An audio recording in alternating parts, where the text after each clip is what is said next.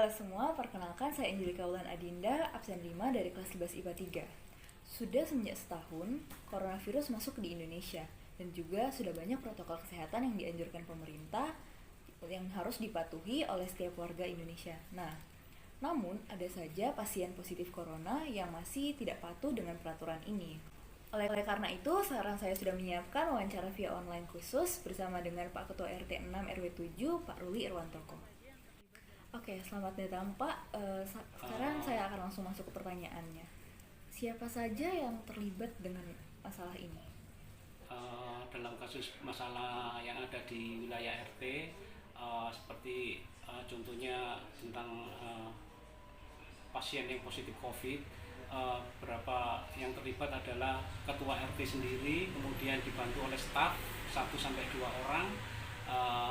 Untuk kelancaran komunikasi nanti kita dibantu warga setempat yang terdampak dari warga yang positif COVID, itu saja.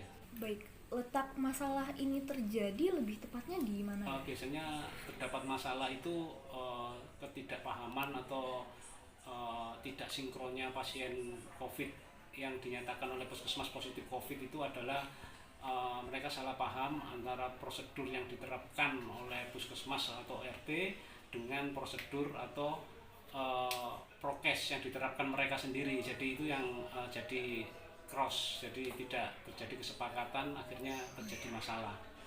Baik, menurut Bapak sebagai RT, mengapa masalah ini bisa terjadi?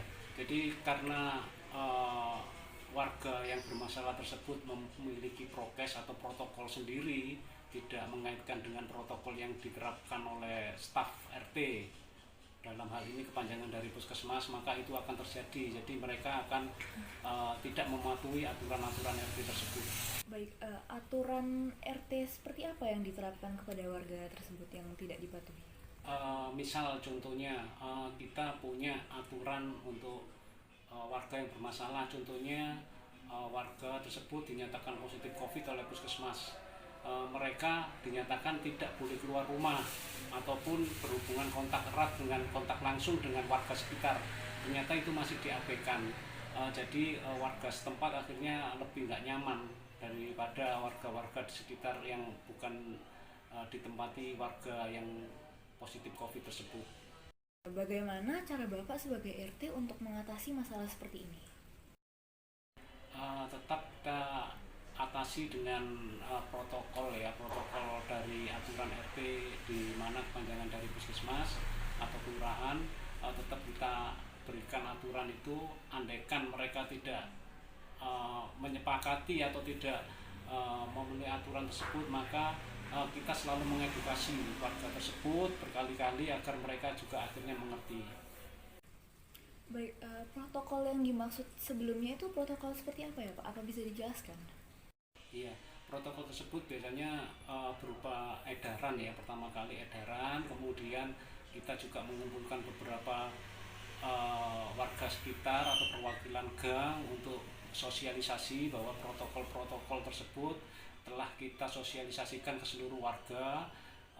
Ini gunanya untuk kepentingan warga secara umum juga, jadi bukan hanya warga yang terdampak, jadi warga secara umum, agar warga-warga tersebut merasa tenang, merasa nyaman, di mana memang COVID-19 ya, yang memang waktu-waktu dekat ini memang dinyatakan tinggi sekali di RT 6, sehingga banyak warga di sini juga yang sulit untuk beraktivitas karena memang mereka harus isolasi, di mana warga yang lain yang tidak terdampak pun harus hati-hati. Jadi di sini harus memang aturan itu benar-benar kita tegakkan agar sama-sama diuntungkan. Jadi yang sakit juga kita bantu, yang sehat juga dibantu yang sakit agar tidak tertular, itu aja.